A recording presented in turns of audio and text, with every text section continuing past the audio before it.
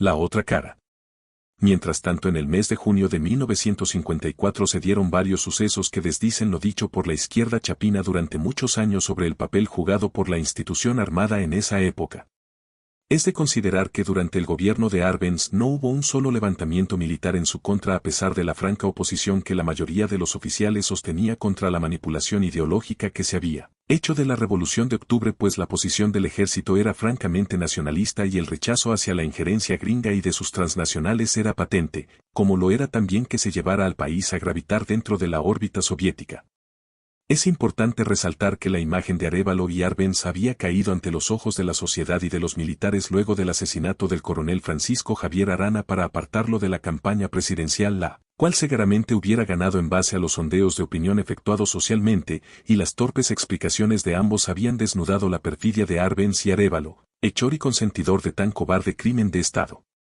Además, los levantamientos militares efectuados en contra de Arévalo habían sido una reacción de quienes se sentían nuevamente utilizados por los políticos de turno que traicionaron la Revolución de Octubre y los intereses de la patria. Constantes fueron los llamados de atención que efectuó el alto mando a su ex colega, presidente, sobre el giro de los acontecimientos debido a la radicalización ideológica de su gobierno y la injerencia del Partido Comunista que irresponsablemente jugaba a geopolítica sin estimar el contexto histórico en el cual estaban inmersos. La previsible traición de los soviéticos que jamás entrarían en el riesgo de una confrontación nuclear, como lo reafirmaría la actuación de Nikita Khrushchev durante el bloqueo impuesto a Cuba en la crisis de los misiles en 1962, por defender a uno de sus alfiles Sacre Faisebel si las condiciones empeoraban y ponían en riesgo su estrategia global. La intención de crear milicias populares y equiparlas con las armas traídas por el vapor Alfem que impulsaron los cercanos funcionarios a Arbenz creando un Estado Mayor paralelo al militar, designando al connotado marxista Leonardo Castillo Flores como comandante y al mayor Alfonso Martínez Esteves como segundo al mando provocaron que el 5 de junio en el preludio de la invasión el Estado Mayor del Ejército dirigió a Arbenz un pliego de preguntas del Consejo Superior de la Defensa fijando el 7 de junio como fecha para obtener respuesta, reunión a la que asistieron el presidente, el coronel Carlos Enrique Díaz jefe de las Fuerzas Armadas, el coronel José Ángel Sánchez ministro de la Defensa Nacional, el coronel Enrique Parinello jefe del Estado Mayor del Ejército, el coronel Rogelio Cruz Ver director de la Guardia Civil y el coronel Jimmy Rosenberg jefe de la Policía Judicial.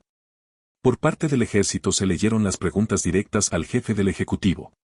El cuestionario fue en verdad un ultimátum, su texto era una dura crítica a la presencia de los comunistas en el círculo cercano a Arbenz y su gobierno, con la exigencia de que se pusiera fin a su injerencia. Por lo tanto, el apoyo militar a Arbenz como presidente quedó supeditado a su ruptura con los comunistas, lo cual no cumplió y se refugió en el Palacio Nacional consciente de que sus actos lo habían llevado demasiado lejos y, sin el apoyo militar y la correlación de fuerzas en el ámbito nacional e internacional en su contra, era solo cuestión de tiempo su caída. Para los cadetes fue traumático escuchar la noche del 27 de junio el discurso de renuncia que José Manuel Fortuny sea secretario general del Partido Comunista elaboró para Arbenz, quien abatido dio lectura al documento.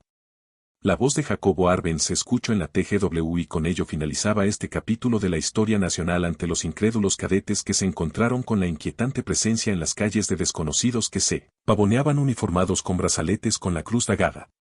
Así las cosas, el 2 de julio el comandante de la compañía, mayor Rogelio Solares les anunció que debían preparar su uniforme de gala para marcha porque al día siguiente efectuarían honores en el Aeropuerto Internacional La Aurora a la Junta Militar que proveniente de El Salvador haría su arribo a nuestro país.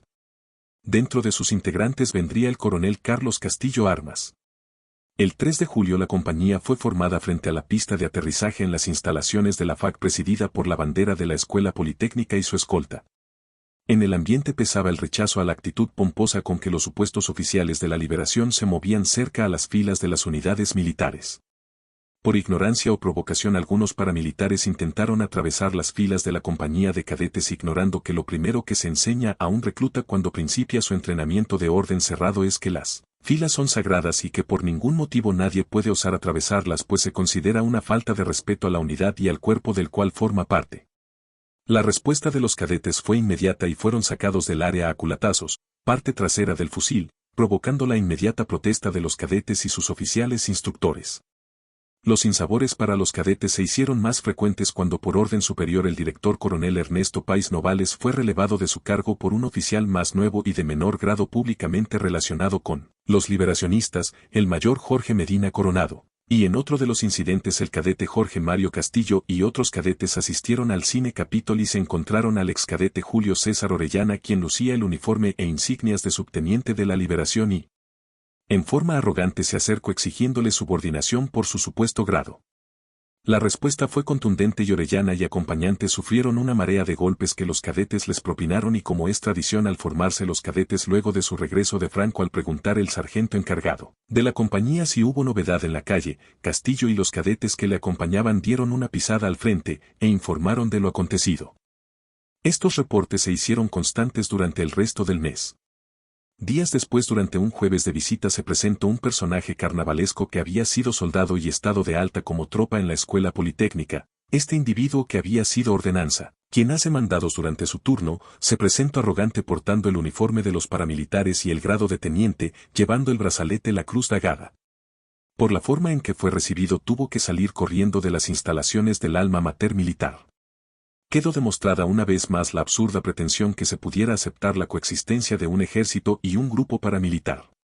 Ignorando la crisis institucional que se vivía, el coronel Castillo Armas, influenciado por los mandos paramilitares, decidió que el 1 de agosto se efectuaría el desfile de la Victoria, designando las instalaciones del Campo de Marte como el lugar en donde culminaría el desfile. La Escuela Politécnica envió a los actos una delegación encabezada por el abanderado, sargento Araneda, y un pequeño grupo de cadetes, dentro de los cuales se encontraban Joaquín Castro y Luis Henry. Luego de su discurso, Castillo Armas llamó a un soldado y a un paramilitar para que frente al cuerpo diplomático se dieran un abrazo para sellar la fusión de ambas fuerzas. Como el ejército aparecía ante los ojos de los cadetes rindiéndole honores a un grupo paramilitar que pronto se integraría a sus filas sin merecerlo, la decepción e ira fue patente ante el giro de los acontecimientos, sentimiento transmitido por los cadetes participantes a quienes los esperaban en las instalaciones de la escuela, provocando gran agitación.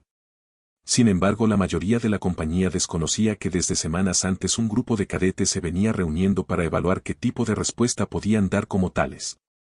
Este grupo estaba compuesto por cadetes de cuarto año integrantes de la promoción 52, los cadetes Santizo, Barzanayana, Morales, Anderson, La Mula, Frenner y Cobar, el Pato, a los que luego se sumaron Emilio Cobar, hermano del Pato, Mario Enrique Páez, el Macho Páez, y Ricardo Méndez Ruiz Rormoser. Continuará.